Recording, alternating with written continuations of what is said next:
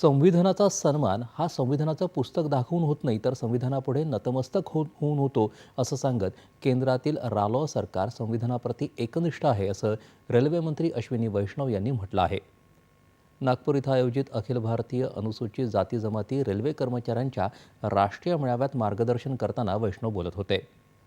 अनुसूचित जाती जमातींचा सन्मान भाजपानंच केल्याचं सांगत याच समाजातील व्यक्ती गेल्या 10 वर्षापासून देशाला लाभले आहेत, असं वैष्णव यांनी अधोरेखित केलं.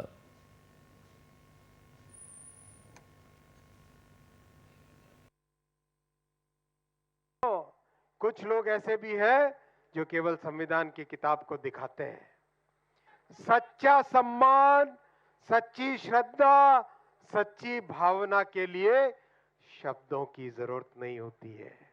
वो दिख जाती है, वो महसूस होती है, उसमें कहना नहीं पड़ता है, कोई किताबें दिखाने की जरूरत नहीं पड़ती है. संविधान के प्रति सच्चा सम्मान, संविधान की सच्ची सुरक्षा, संविधान की सच्ची रक्षा और संविधान की सच्चा संरक्षण अगर किसी ने किया है तो वो हमारे देश के युग पुरुष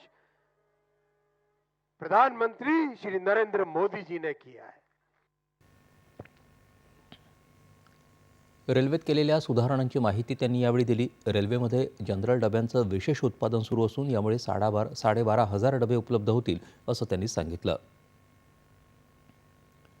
रेल्वेमध्ये कुठल्याही प्रकारे खाजगीकरणाचा प्रश्नच उद्भवत नाही, याचा पुनरुच्चार त्यांनी केला. 2004 ते 2014 या 10 वर्षात 4,40,000 रेल्वे कर्मचाऱ्यांची भरती झाली होती. मात्र 2014 ते 2024 या 10 वर्षांच्या काळात 5 लाख रेल्वे कर्मचाऱ्यांची भरती ही पारदर्शक पद्धतीनं झाली आहे, याकडे त्यांनी लक्ष वेधलं. या मेळाव्यात सहभागी होण्यापूर्वी अश्विनी वैष्णव यांनी दीक्षाभूमी इथं भारतरत्न डॉक्टर बाबासाहेब आंबेडकर यांच्या पुतळ्याला आदरांजली वाहिली.